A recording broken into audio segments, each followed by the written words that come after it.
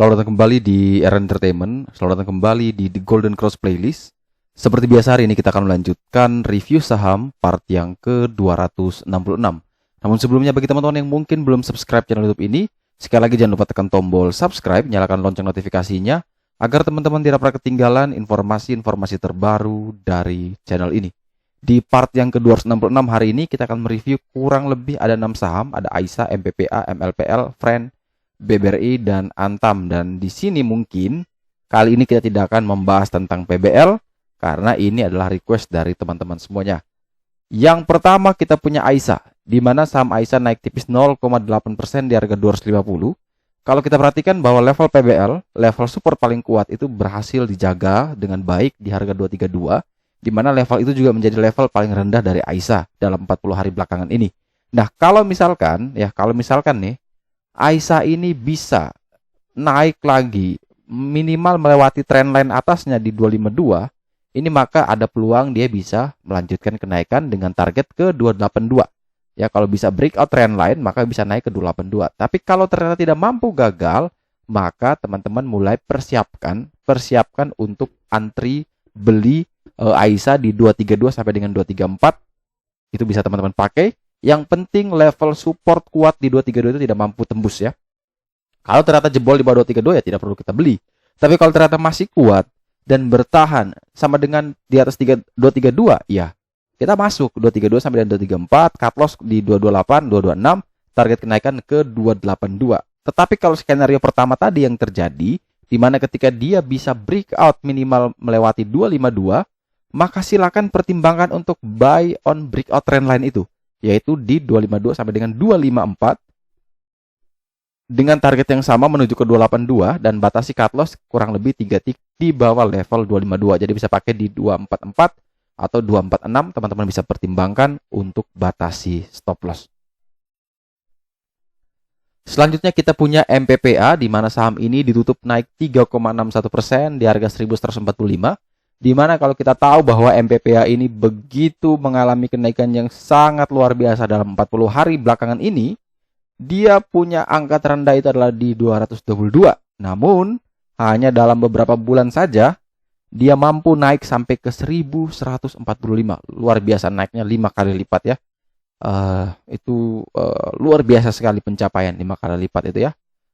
Dan kalau ada yang masih hold dari harga bawah itu sampai sekarang, berarti itu luar biasa satu pencapaian. Kenaikan ini tidak terlepas dari berbagai sentimen yang sangat positif buat emiten di grup ini, ya termasuk teman-temannya, yang akhirnya membuat sahamnya berterbangan. Ya, entah ini skenario seperti apa yang akan terjadi, tetapi memang inilah market di Indonesia yang memang mudah sekali dipengaruhi oleh sentimen-sentimen dan itu di-drive oleh market maker dan itu sangat sekali mudah untuk diangkat. Tapi kalau kita tidak berbicara tentang itu, kita berbicara murni teknikal, maka memang saat ini dia sedang, kalau saya bilang adalah bergelantungan. Dia sedang bergelantungan di satu ranting resisten di 180, di mana ranting ini kalau tidak mampu dia tembusi, dia naiki ranting itu, maka ada kemungkinan besar dia bisa jatuh ya, karena tangannya sudah tidak terlalu kuat nih untuk megang rantingnya nih. Dia harus ganti dengan menginjak ranting tersebut ya, jangan sampai dia kecapean memegang terus. Nah, ini yang seperti penggambaran saya di MPPA. Karena apa? Karena dia itu sedang bermain, sedang menguji lagi area resisten barunya di 180. Nah, ini resisten ini sudah 2 kali diuji dan memang masih belum tembus ya. Tadi sempat tembus tapi gagal, turun lagi. Kalau ternyata dia bisa lewat 180, teman-teman bisa pertimbangkan untuk entry. Ya, ini cuman tektok doang sih sebenarnya, karena ini sangat-sangat berisiko ya. Karena kenaikannya itu sudah cukup tinggi, memang dia bisa akan membentuk new high lagi, all time high-nya lagi bisa. Tetapi apakah teman-teman tidak takut dengan resiko yang akan teman-teman dapatkan gitu? Jadi harus sekali lagi balik kepada diri kita bahwa ini risk reward-nya masuk atau tidak. Risk reward-nya ini bisa sesuai dengan kriteria kita atau tidak. Kalau ternyata risk-nya tinggi sedangkan yang kita dapatkan atau reward-nya itu rendah, ya tidak perlu masuk, jangan kita paksakan diri. Masih ada banyak sekali saham yang mungkin jauh lebih baik dalam hal menawarkan risk reward. Tetapi kalau misalkan nekat pun, maka seperti yang saya katakan tadi, harus melewati dulu 1180 baru mungkin jauh lebih aman, ya. Tetapi kalau ternyata dia tidak mampu untuk menembus 1180, ya sudah, mending kita wait and see sampai menunggu dia koreksi dulu. Minimal ya koreksinya tuh kalau bisa dia sampai ke area 750 ya. Ini semoga bisa kita dapatkan lagi di area sini, dan mungkin setelah dia sampai di situ bisa kuat bertahan, maka kita masuk, dan ketika technical rebound maka kita bisa dapatkan profit yang jauh lebih baik dengan risk reward yang lebih menarik. Tapi kalau di harga saat ini seperti yang ilustrasi saya tadi, bahwa tangannya sedang gantung di PBH ya. Kalau terlalu capek ya udah dia pasti jatuh udah, dan jatuh itu pasti sakit sekali. Tapi kalau dia bisa kuat naik, menukar tangannya dan menginjak ranting tersebut, menginjak PBH itu, PBH yang tadi jadi resisten sudah bisa menjadi support kuatnya, maka MPPA punya kekuatan penuh untuk bisa terus melanjutkan kenaikan ke level yang lebih tinggi. Jadi teman-teman bisa lihat nanti besok kira-kira kecenderungannya kemana, antara dia mau naik atau dia mau turun. Kalau dia mau naik nunggu breakout, tapi kalau dia ternyata tidak mampu juga bisa naik, ya mending kita tunggu di sekitaran area PBL-nya. Kemudian selanjutnya temannya adalah MLPL. Ini juga sama. Kalau kita berbicara tentang ilustrasi tadi, ini dia sudah mengalami kenaikan yang tinggi, menyentuh area resisten di 560, koreksi sebentar, kembali lagi dia menguji ya di 560, namun closingnya tidak mampu melewati itu, closingnya di 545. Ini saya sempat ambil juga MLPL waktu dia koreksi di sini, kurang lebih saya ambil di 478 kalau tidak salah, namun jualnya di 520 kalau tidak salah. Nah ini sudah menjadi rawan ya, ini ambil pun karena dia secara bandarmologinya bagus ya. Itu saya ambil waktu itu karena lihat bandarmologinya. Tapi kalau technical the golden cross memang belum menunjukkan sinyal masuk. Tetapi kalau misalkan dia bisa melewati area PBH di 560, maka itu mungkin bisa jadi pertimbangan tersendiri buat teman-teman untuk mencoba spekulatif buy. Karena apa? Karena resikonya begitu tinggi. Kalau ternyata dia bisa tembus, maka teman-teman manfaatkan untuk tektok ya. Jadi ya cuman 3-4 tik ya sudah, kalau rasa cukup dikabur. Tapi kalau yang modal kecil ya sudah, tidak masalah sih, asalkan teman-teman bisa menahan sakitnya ketika ternyata sudah naik tinggi, tidak mau taking profit, akhirnya dibanting lagi dalam, akhirnya minus terus, tidak mau cut loss, dan teman-teman tidak bisa trading lagi. Nah itu kembali lagi kepada diri masing-masing ya, antara mau tektok atau mau hold panjang. Yang penting teman-teman harus punya reason ketika mau entry di suatu saham ya. Ketika mau open posisi itu harus punya reason yang jelas. Ketika saya misalkan dengan chart seperti ini, reason to buy saya adalah buy on breakout ketika dia mampu melewati resisten di 560.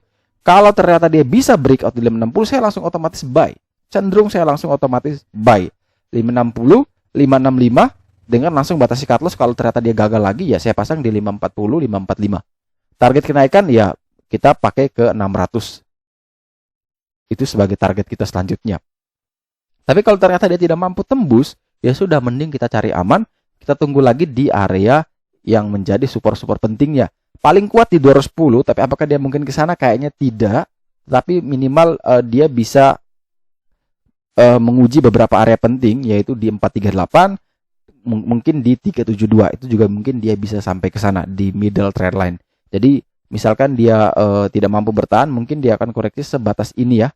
Karena di sini ada middle trend line, mungkin koreksinya akan sebatas itu. Jadi ketika kenaikan menguji, nah ketika dia mantul di sini, mungkin ada indikasi dia bisa terus melanjutkan kenaikan. Tetapi itu hanya sebuah skenario, dan saya juga tidak bisa mengatakan bahwa skenario saya itu paling benar, tetapi itu yang bisa kita siapkan.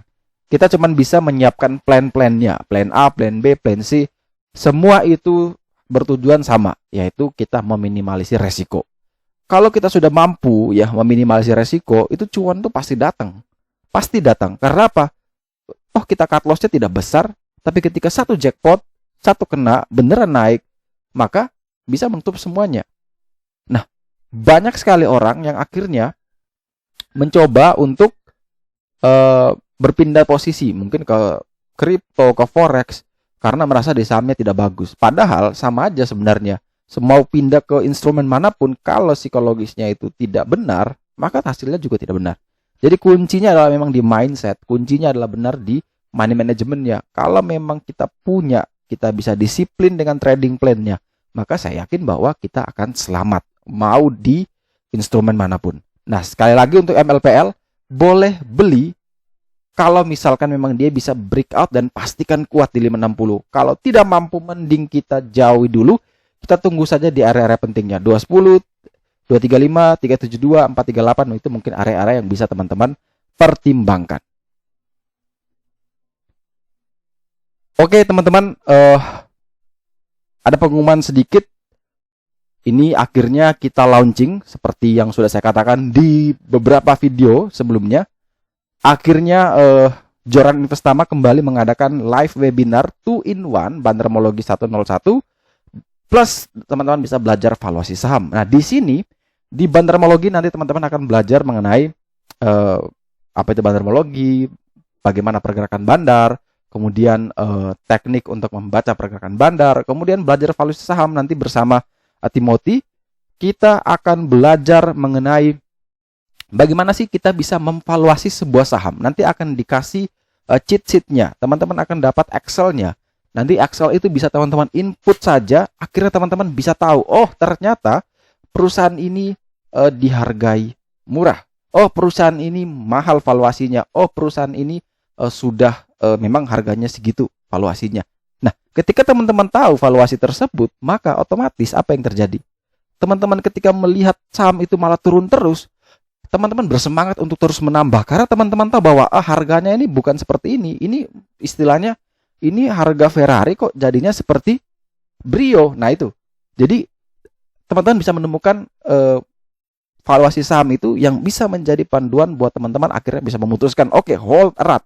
Karena apa? Fundamentalnya oke. Karena saya hitung sendiri valuasinya menarik. Nah itu tujuan kita agar teman-teman itu bisa belajar mandiri, bisa menentukan valuasinya sendiri. Jadi tidak perlu terlalu bergantung kepada orang lain. Dan juga teman-teman, registrasi ini dibuka mulai dari tanggal 3 sampai dengan 30 Juni. Dan webinarnya akan diselenggarakan nanti di tanggal 3 dan 4 Juli di 2021 jam 2 sampai dengan jam 4 sore. Dan mungkin juga masih ada penyesuaian kalau memang ternyata banyak dari teman-teman mungkin request perubahan jadwal atau perubahan jam. Dan semuanya online by Zoom.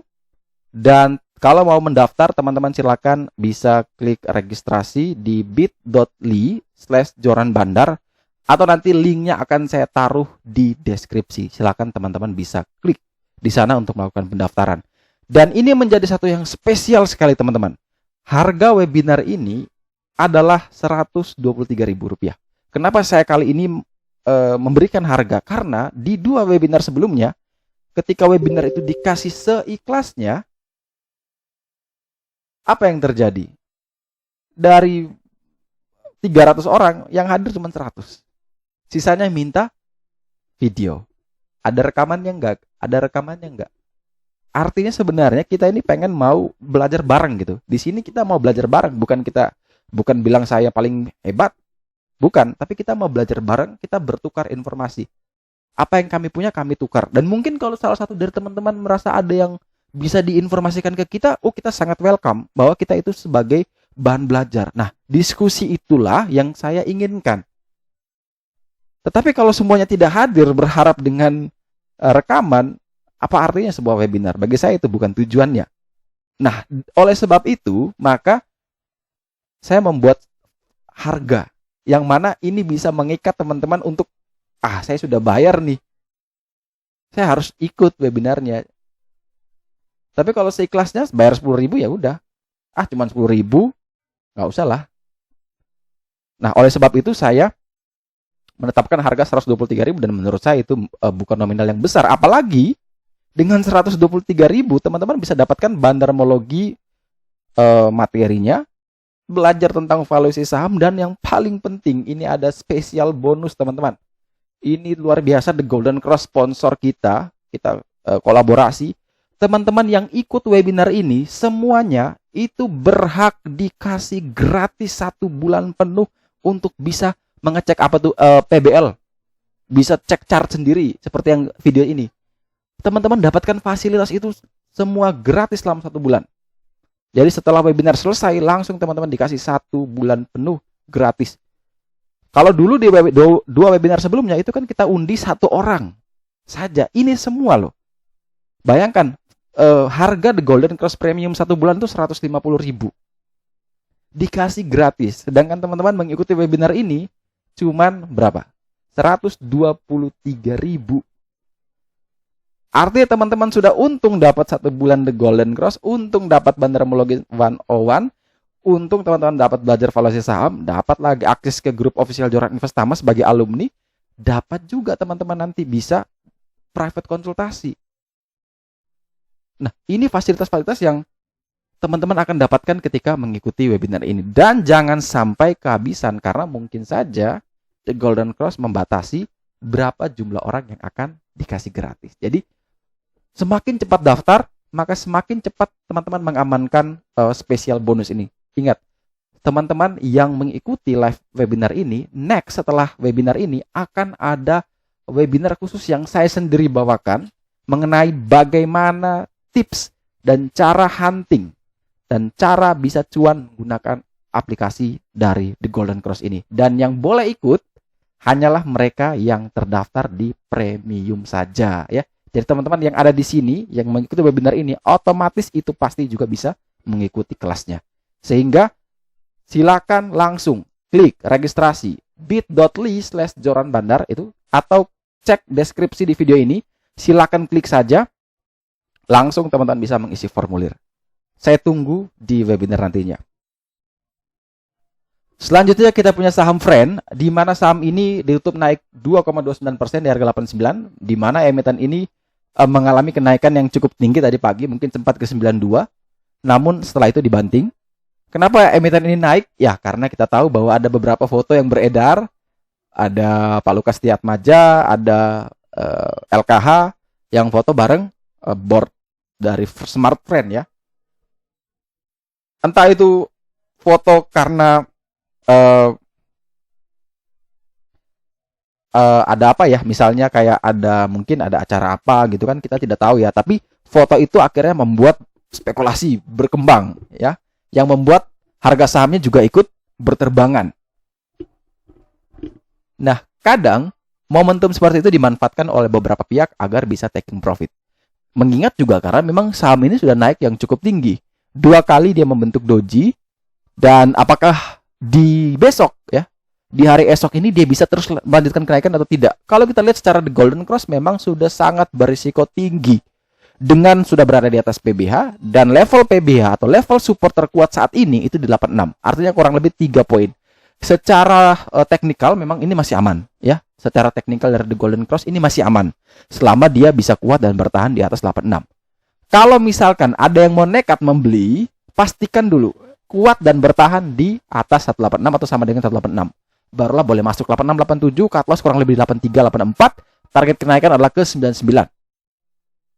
Tapi kalau ternyata jebol, ya, tidak mampu bertahan di 86, ya sudah, mending kita wait and see, tunggu lagi dia kembali ke area 74, 75, kita bisa pertimbangkan untuk re-entry kembali. Jadi sekali lagi, kalau misalkan dia bisa kuat, bolehlah coba. Tapi kalau ternyata tidak mampu bertahan, ya mending tunggu di area support berikutnya, yaitu di 74. Selanjutnya adalah BBRI, di mana saham ini naik 2,34% di harga 4360. Kalau misalkan teman-teman perhatikan bahwa memang emiten ini mengalami downtrend yang parah, namun cuma konsolidasi 2 hari, setelah itu ditarik lagi. Hari ini net buy asing masih sangat tinggi, 1,5 triliun kalau tidak salah saya lihat tadi. Dan itu menunjukkan bahwa mereka memanfaatkan betul-betul momentum di beberapa penurunan dalam sebelumnya, yang bahkan sampai 5 ribuan. Nah, itu akumulasi yang mereka lakukan itu akhirnya sekarang bisa mereka distribusikan pelan-pelan. Walaupun kita lihat bahwa itu masih ada terjadi akumulasi, tapi saya yakin bahwa itu hanya kamuflase. Jadi pergerakan dari indeks kita ini masih akan bergerak sideways lebar, ya. Itu yang selalu saya katakan, sideways-nya lebar, cukup volatile, tapi memang dengan volatile tersebut kita bisa mendapatkan tektokan yang bisa membuat kita cuan. Nah, sekali lagi untuk BBRI, closing di 4360. Level support saat ini itu di 4140. Ini level support paling kuat, ya. dia sudah berada cukup jauh dari area harga saat ini. Jadi resikonya, indikator menunjukkan resiko tinggi, sangat tinggi. Kalau misalkan teman-teman yang ingin membeli, maka di sini ada yang namanya trend line atas, trend line akhir, ya, mini trend line di 4395. Kalau bisa breakout ini, maka ada peluang bisa terus melanjutkan kenaikan. Next target adalah menuju ke 40 hari harga tertinggi di 4480. Kalau ternyata dia tidak mampu breakout, mending wait and see. Kita jangan masuk. Kita masuk lagi kalau dia uji di 4140. Ini baru kita mulai masuk. Tapi kalau bisa breakout, boleh beli. Ya, kalau breakout trend line 4395, boleh beli. Cut loss kurang lebih 3 tick dari level breakout tersebut. Target ke 4480. Kalau tidak mampu melewati 4395, ya sudah, kita mending tunggu di area PBH atau area support terkuatnya, yaitu di 4140. Dan saham terakhir akan kita review di part yang ke-266 hari ini adalah saham Antam, di mana saham ini tutup minus 1,18% di harga 2520.